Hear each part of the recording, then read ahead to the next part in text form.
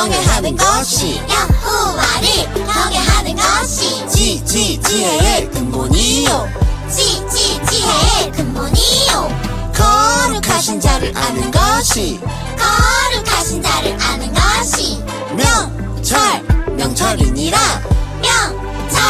명철이니라 잠언 9장 10절 여호와를 경외하는 것이 지혜의 근본이요 여호와를 경외하는 것이 지혜의 근본이요 거룩하신 자를 아는 것이 명철이니라 거룩하신 자를 아는 것이 명철이니라 여호와를 경외하는 것이 지혜의 근본이요 거룩하신 자를 아는 것이 명철이니라 여호와를 경외하는 것이 지혜의 근본이요 거룩하신 자를 아는 것이 명철이니라 6월 넷째 주 말씀 제목은 내가 공부하는 이유입니다.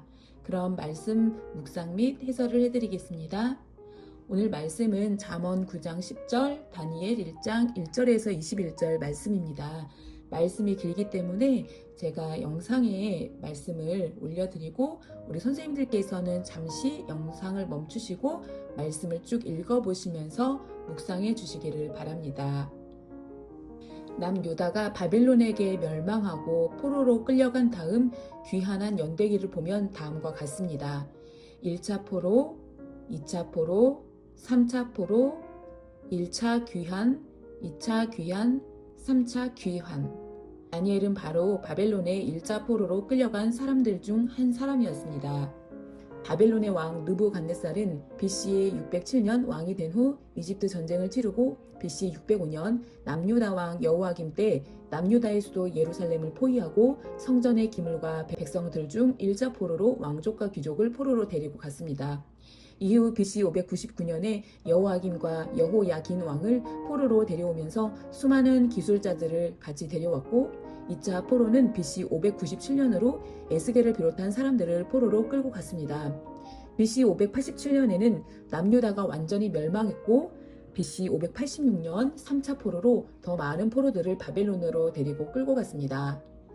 여기에서 추가적으로 구약의 역사를 설명드리면 1차 포로 BC 605년 후 정확히 70년이 된 BC 536년에 예루살렘 성전이 재건되었습니다. 남유다가 멸망하고 포로들이 끌려갔을 때 하나님께서는 예레미야 선지자를 통해 다시 유다를 회복시키실 것이라고 말씀하신 것이 이루어진 사실입니다. 그러한 역사 상황에서 다니엘은 1차 포로 BC 605년에 바벨론으로 끌려간 인재였습니다.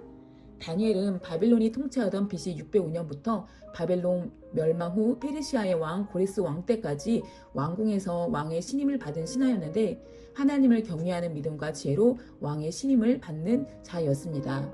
다니엘은 어떻게 포로로 끌려가게 된 타국 땅에서 믿음을 지키며 그 속에서도 신임을 받는 역임을 다 했을까요?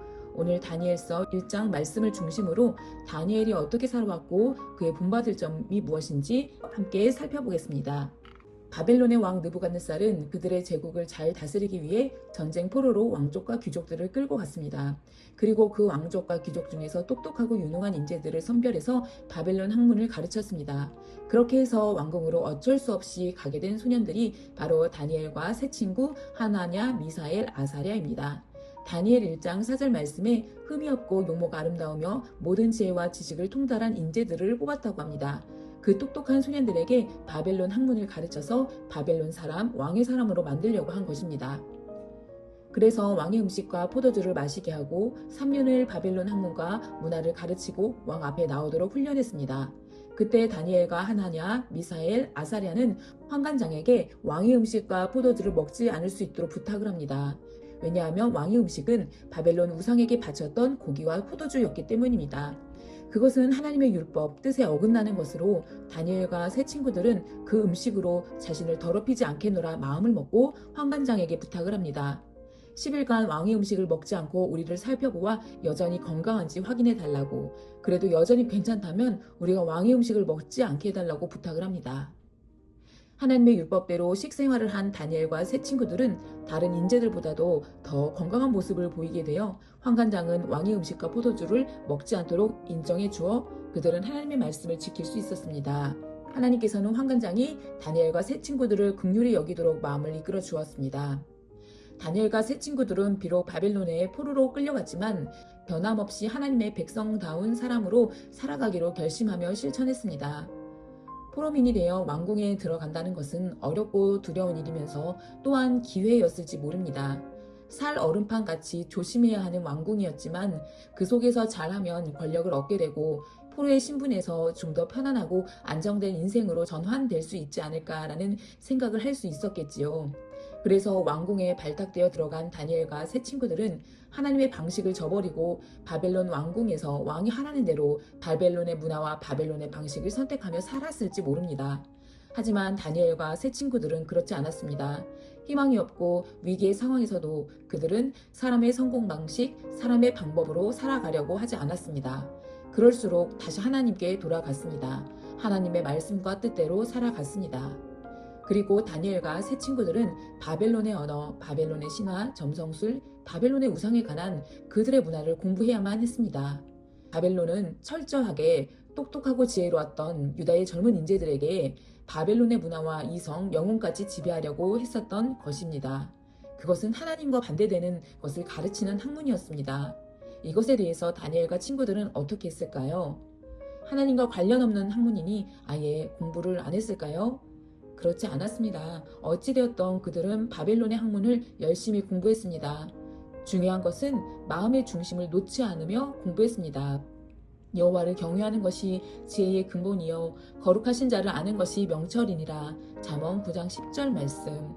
내가 지금 이 바벨론 학문을 공부하고 있지만 내 마음에 가장 올바른 진리는 하나님의 말씀이다. 나는 하나님을 경외하는 것이 지식의 근본이라는 것을 잊지 말아야 한다. 내가 지금 바벨론의 학문을 공부하며 이곳에서 살아야 하는 나의 본분을 지키고 있지만 나는 여전히 하나님의 백성이고 하나님을 섬기는 것이 나의 다른 학문을 배우는 것의 가장 근본이다. 이렇게 생각했던 것입니다. 그래서 피할 수 없는 것이라면 지금 해야만 하는 것이라면 바벨론의 학문을 열심히 공부해서 바벨론 왕과 신하들 사이에서도 하나님을 경외하는 백성다운 품위와 아름다움을 지키기 위해서 노력했습니다. 그래서 다니엘과 세 친구들은 바벨론의 학문을 열심히 공부했습니다. 그들은 어떤 소년들보다도 바벨론 학문에 아주 뛰어났다고 합니다. 하나님께서는 하나님을 경외하는 것이 지식의 근본임을 알고 하나님을 먼저 잘 섬기며 하나님 뜻대로 행하는 자에게 학문을 주셨다고 합니다. 지혜와 지식을 아는 힘을 주셨다고 합니다. 그래서 다니엘이 3년 동안 훈련을 받고 왕 앞에 나아갔을 때 느부갓네살 왕은 다니엘과 친구들이 다른 인재들보다도 더 뛰어나다는 것을 알게 되었습니다. 다니엘과 세 친구들은 바벨론의 학문에 능통한 바벨론의 제사장들, 점수를 하는 술객들보다 지혜가 10배나 더 많았다고 성경에 쓰여 있습니다. 우리는 다니엘과 세 친구들의 이야기를 통해 우리가 하나님의 자녀로서 공부하는 이유에 대해 중요한 깨달음을 발견합니다. 첫 번째, 내가 공부하는 이유는 하나님을 아는 지혜를 얻기 위해서입니다. 세상에 있는 모든 학문과 지혜와 지식은 어디에서 왔을까요? 세상을 창조하신 하나님으로부터 왔습니다. 여호와를 경외하는 것이 지혜의 근본이요 거룩하신 자를 아는 것이 명철이니라. 그러하기에 어떤 무엇을 하든 그 궁극적인 목적은 하나님을 경외하고 하나님을 아는 지혜를 얻기 위해서입니다.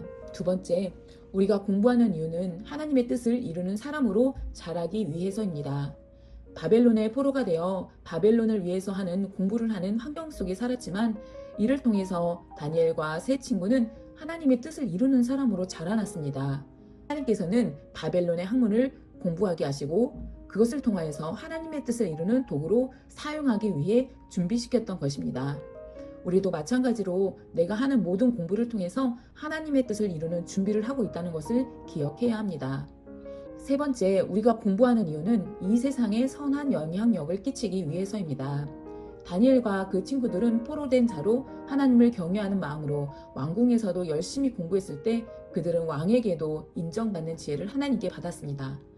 하나님께서는 다니엘과 세 친구들에게 지혜를 주셔서 절대 권력을 갖는 왕까지도 하나님을 인정하고 믿을 수 있도록 하셨습니다. 우리 예수님께서는 모든 제자들에게 말씀하셨습니다.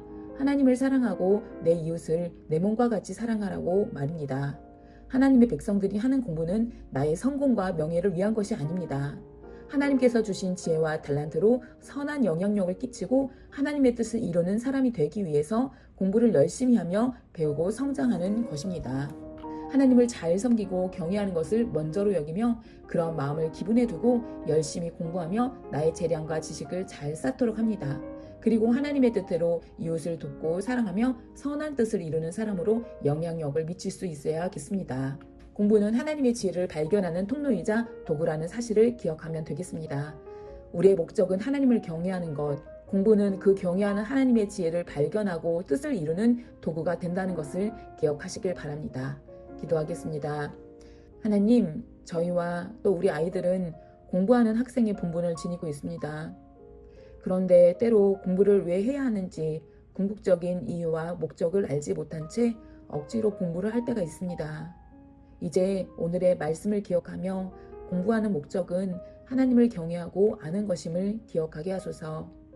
공부뿐 아니라 각자의 일을 감당하는 우리 선생님들이 내가 왜 일을 하고 있고 배우고 있는가에 대한 물음에 대해서 바로 하나님을 경외하는 것이 내가 하는 그 모든 것의 근본임을 기억하게 하소서. 또한 우리 아이들은 내게 맡겨진 공부를 열심히 함으로 잘 배우고 잘 성장하여 내게 주신 은사와 재능을 하나님의 선한 뜻을 위해 쓰여지는 도구가 되도록 하시옵소서.